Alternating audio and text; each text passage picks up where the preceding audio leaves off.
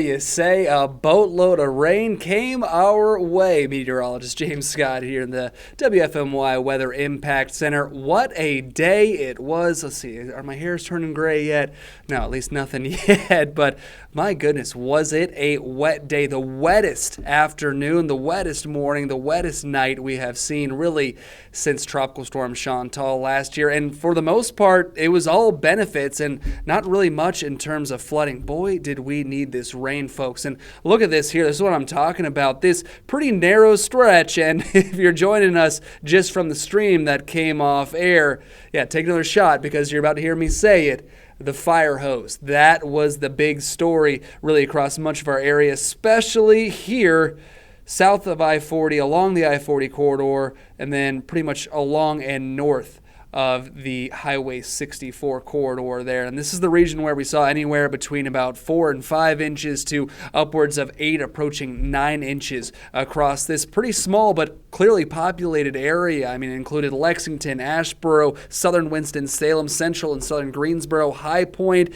out towards McLeansville, also Graham, Burlington, Snow Camp, too, into Orange County, Chapel Hill. That's my hometown there. Into Siler City, you got a lot of viewers out into western Chatham County there towards Pittsburgh. So these areas in the orange and the red and the pink and the purple approaching blue, again, that was 4 to 8 plus inches. And really what was going on is, as we zoom out here, yeah, that thin but pretty intense band of showers and thunderstorms. That's why I like to call it a fire hose, because again, that's kind of what it looks like there. It just shooting out that jet, but it really was not moving a whole lot. Again, much of the movement here was pretty strong from west to east. You're seeing that going, but that north-south movement with the general storm motion was very, very, very slow, and we had these storms just training over and over again, as I like to say, from the locomotive all the way back to caboose, training over and over again the same area, and that's a big reason why we saw these pretty dramatic totals. I'm actually going to change our radar to the last 24 hours if we're able to do that.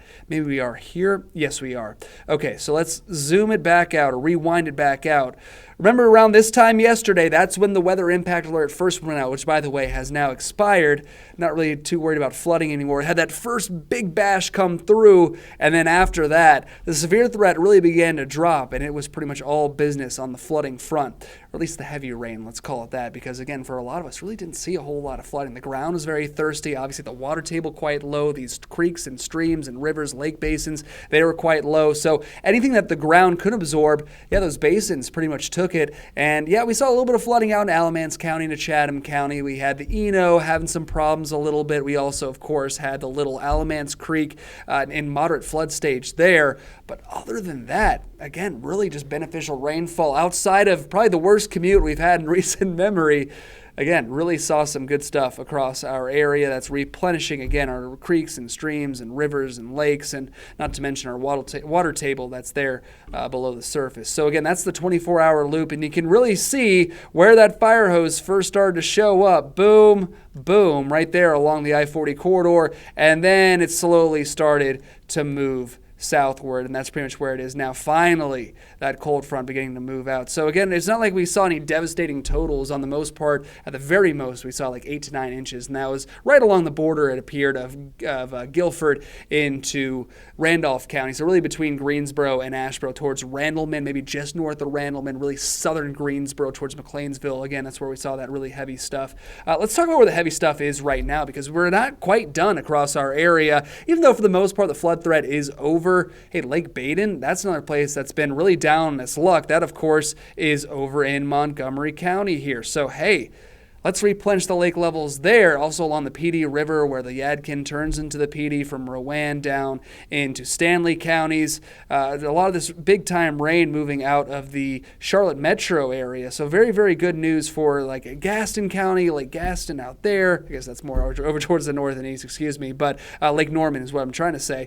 So like a lot of these places are really getting in on this much-needed rainfall. And for the most part, the ground is handling it. And again, for the portions of the ground that really can't, you know, the rivers, the basins, the creeks, they're really picking up the slack. So again, seeing that heavy rain that's starting to move towards El Dorado, also southern Davidson County, and also moving into Randolph County. That's another area where we saw that hot spot of about 6, 7, 8 inches of rain, maybe a little bit more on the way. But it feels like since it's been so dry, Well, that rain, again, either gets soaked up or runs off. Once we have about an hour or so of just a lull in the action, things recover pretty quickly and the ground can, again, start to absorb some more. So that's been the way it's been going as of late. As we zoom out here, let's take a look across the Carolinas. And again, coming back to that fire hose, folks, it just kind of opening up a little bit. It's very, very narrow as it squeezes over the Continental Divide. Then you see how it kind of opens up to a wider mouth. It's almost exactly like a river there. It really is an atmospheric river where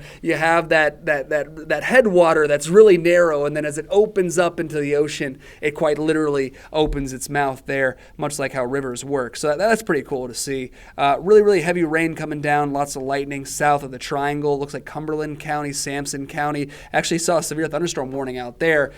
Not a huge severe threat, by the way, outside those really, really loud storms. Although I guess we do have a severe thunderstorm warning. It appears heading towards like Bertie County. That's out near the Inner Banks. I'm not actually sure what county that is. I'm not super familiar with the Inner Banks geography there. But the point is, again, a lot of rain across North Carolina. So you may be asking, hey, what's next? Yes, we still could see a little bit of rain. By the way, look how cool it already is. Temperatures right now, they are in the upper 60s, I think, here in Greensboro. Let me see if I can pull up some current conditions for us.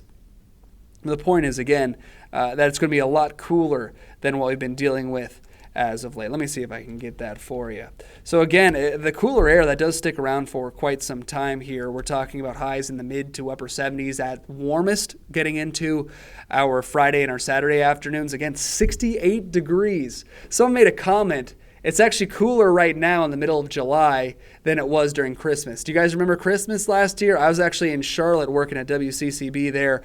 Temperatures, I think, reached into the mid to lower 80s. I think in Greensboro here, it was 75, one of the warmest Christmases we have seen on record, really all across North Carolina. So it's kind of cool, literally, to see this cooler air sticking around. So again, as we zoom out and we see what's going on across North Carolina, you see that train, the train of storms, chugging along, choo-choo.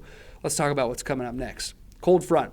That's going to continue to push down to the south. In fact, already is. Might be a little bit behind at this point because we made the surface map this morning. But you get the gist. The cold front's moving through down to the south, and so too with it go the rain chances. Now, you may be wondering, I'm going to pop off here so you can see it a little bit better. What on earth are these black dotted lines? Well, this is what's known as a shortwave trough. And basically all you need to know is that it's essentially a weak area of low pressure. It's an elongated area of low pressure. It's not really organized, doesn't really have fronts. It's not tropical. It's just kind of in between, if you will. It's kind of in low pressure purgatory. Again, it's nowhere near tropical. I didn't mean really to say that, but it really doesn't have fronts. It doesn't really have a whole lot of organization. It's just energy. It really is. It's just a little bit of a weak lifting mechanism. And with how much leftover moisture there is, because this cold front's not doing a great job of sweeping it out since it's stalled. If it moved all the way through here, actually, would be probably talking about a lot more severe weather than we saw yesterday if it didn't stall out, instead just marched all the way through. That's a big reason why we see severe weather in the spring, by the way, because we have these quick moving fronts that just scoop up the energy, and then we have that big change, that big sudden change. Instead, it's been more of a steady change. Temperatures have just kind of steadily been falling as that front stalled, so it lost a lot of its energy, and it didn't really do a good job of sweeping out this moisture. So what could end up sweeping up some of this moisture is, yes, that shortwave trough. We'll see. Models are really all over the place about this as it continues off to the east, but it appears that our in-house model is on board with it, kind of moving some more storms in our direction for, it looks like, late Friday into our Saturday, and then we begin to dry out into our Saturday afternoon. Temperatures actually may respond. We'll see about that, but regardless of what happens today, tomorrow, and your Saturday, again, temperatures in the mid to upper 70s, really at warmest, we see a big-time warm-up. It is summer still, after all. We're going to get a sharp reminder of that as we move into our Sunday in particular. Beyond that, into next week, highs return near 90. So all the more reason to enjoy the cooler air while it lasts. I know I am. I'm already kind of sweating. You can kind of see that there. It's been a very long morning for me running around with all of these storms. So you know what? I hate sweating. I hate being out in the heat. So this is lovely. Let's actually run this Futurecast all the way through as we get into, looks like, our Friday afternoon. Look at that. Now, I know a lot of us wish it'd be sunny. I get it. It's not exactly going to be the most beautiful day. It'll be kind of having these little patchy drizzly boys, if you will, these little patches of drizzle kind of hanging around. Let's kind of rewind to the morning because it looks like maybe our southern counties could see some more rain. Actually, we'll rewind all the way back here just want to show you what's going on because, yeah, that once this kind of initial load of rain moves by, as we head into the later afternoon and evening, definitely by dinner time. I'm not going to say we're going to be completely dry, but definitely the heaviest of the stuff is pretty much up and out of here. As we get into our Friday morning, could see maybe another round. That front kind of dances around a little bit. Again, it's not really scooping out a lot of that moisture. And remember, fronts, they're not exactly as sharp as we draw them. It's kind of like the earth is not as circular as we make it out to be. As we know, it has mountains, it has valleys.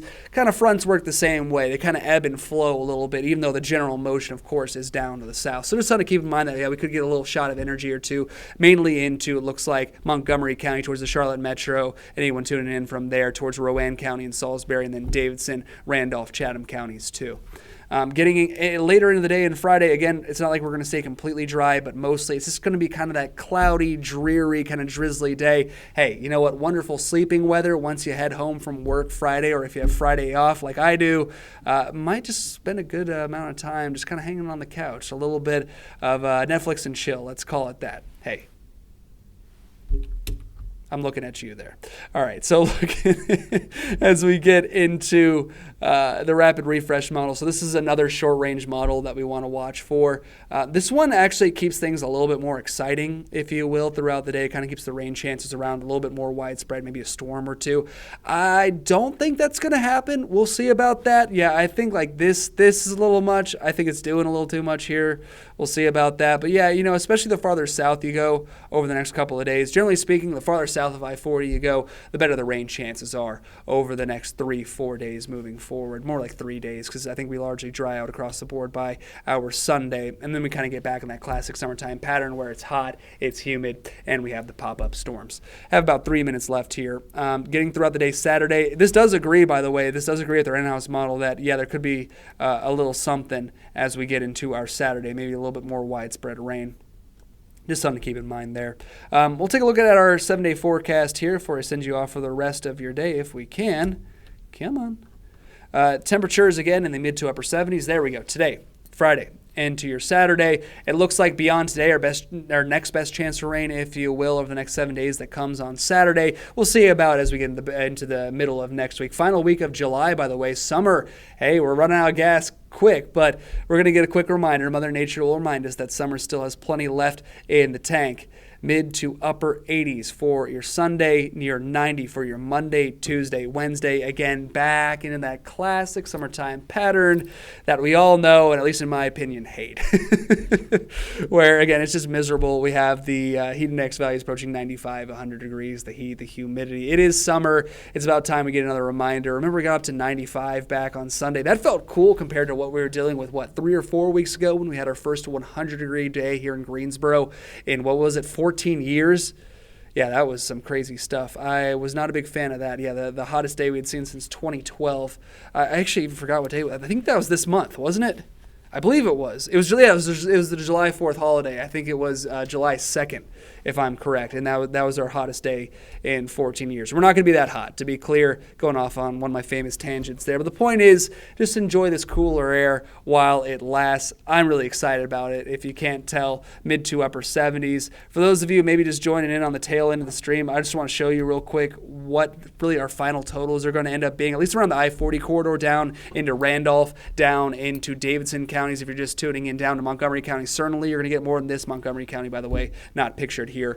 But look at that, 8.5 inches of rain in southeastern Greensboro. Officially at the airport, though, about 2.5 inches. And this is what I was talking about again with that fire hose, where there's going to be a really, really sharp gradient, because right through the middle of downtown Greensboro, that was the difference really between 8.5 inches and a foot less of rain. Still a lot at PTI, again, about 2 to 3 inches of rain at the airport. But then you just head down on the other side of town and you see over a half foot of rain. So that just goes to show how tricky this forecast was. Really, really proud of our team, not to pat ourselves on the back too much, but we were talking about that fire hose, that really, really sharp gradient between the rainfall totals. It'll only take about a 10-mile shift, in this case, maybe even less than that. That's the difference between just a couple inches of rain and something a little bit more serious. I'm really glad even in the areas that saw 6 to 8 inches of rain, it turned out we could really handle that. So really, really good news. It was a terrible commute, don't get me wrong, but things overall turned out for the best. Enjoy the cooler air while it lasts before the heat returns, folks. We'll see you at 4 o'clock.